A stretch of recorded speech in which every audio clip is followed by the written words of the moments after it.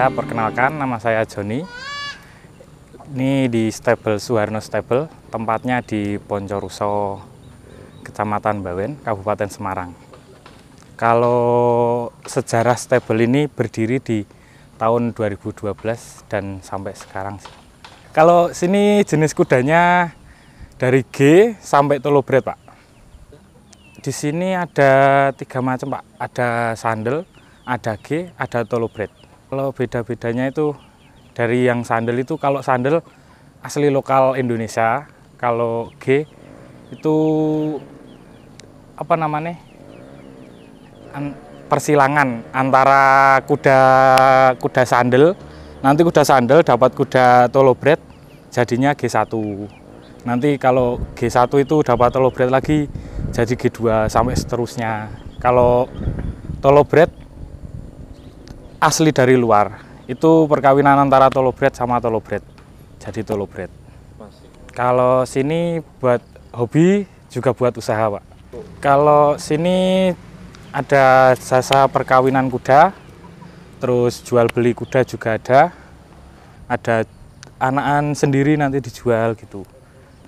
Kalau sini sistem perkawinannya, kawin 8 juta itu dapat garansi sampai jadi ya, Pak. Bisa berulang-ulang.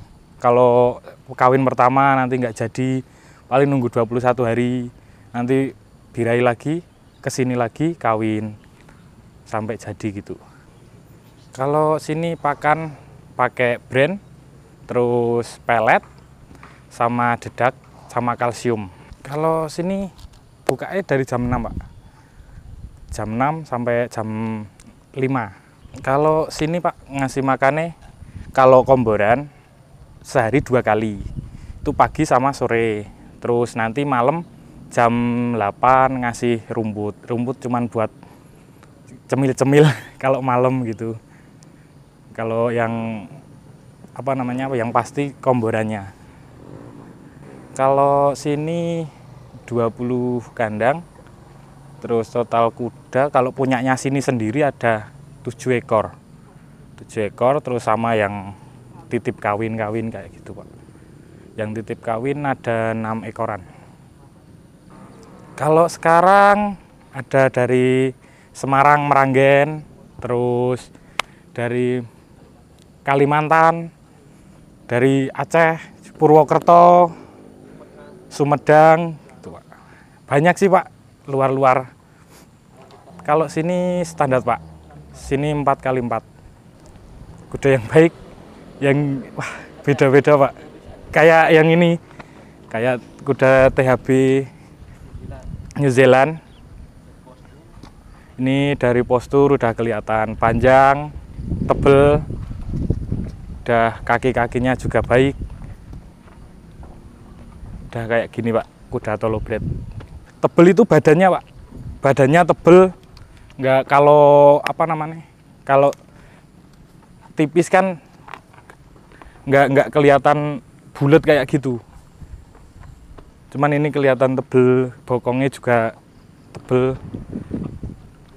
kaki-kakinya juga besar. Suka dukanya, kalau sukanya keluar anak, sehat, bisa sampai besar nanti kita jual. Itu kalau dukanya beranak nanti anaknya nggak selamat gitu, Pak. Itu dukanya di peternakan kuda. Kalau penyakit kuda yang paling sering dialami di peternakan, kolik, Pak. Kolik kuda itu kayak kembung, perutnya besar, kembung. Itu yang paling bahaya di kuda. Paling yang lain nggak terlalu. Ciri-cirinya kalau kuda kolik, dia nggak mau makan ya, satu nggak mau makan, terus dia kalau di kandang sering rolling terus. Rolling itu tidur, guling-guling. Itu guling-guling terus apa namanya, kepalanya gigit-gigit perut kayak gitu. Nah, itu udah tanda-tandanya kembung. Itu bisa kayak nyeguk, Pak. Kalau nyeguk itu di kuda gigit apa namanya? Gigit palang, terus masuk apa namanya? Angin. Itu gigit sampai bunyi terus, itu bisa membuat sakit perut. Sama kayak rumput kayak gitu. Rumput juga bisa menyebabin sakit perut. Rumputnya yang rumput muda kayak gitu. Kalau sini rumputnya rumput itu Pak, nanam sendiri. Itu rumput dari mana ya? Dari Australia. Itu rumput Australia, saya tanam di sini. Nanti dibesarin di sini. Udah kasih makan ke kuda. Harapannya ke depan semakin sukses, semakin dikenal sama banyak orang. Stable ini semakin banyak peminat yang mau ngawinin sama Angelo, sama peminat yang mau beli kuda ke sini. Kalau wisata belum ada kepikiran mau buat wisata belum. Iya, kalau sini fokusnya di peternakan sama jual beli itu Pak.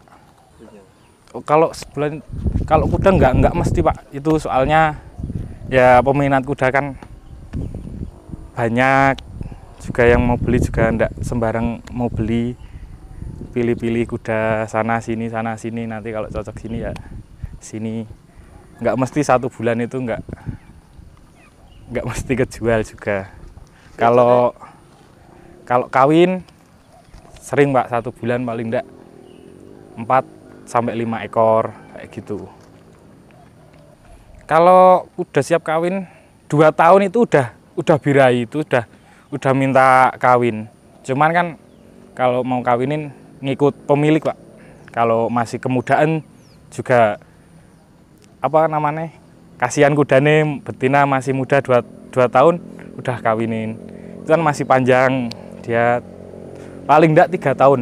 3 tahun itu udah dikawinin, udah siap kawin. Ciri-cirinya birahi di apa namanya,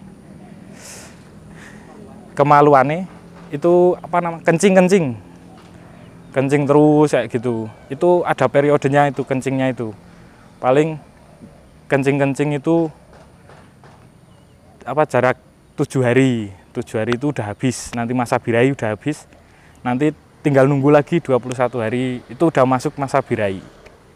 Itu ada masa-masanya, periodenya.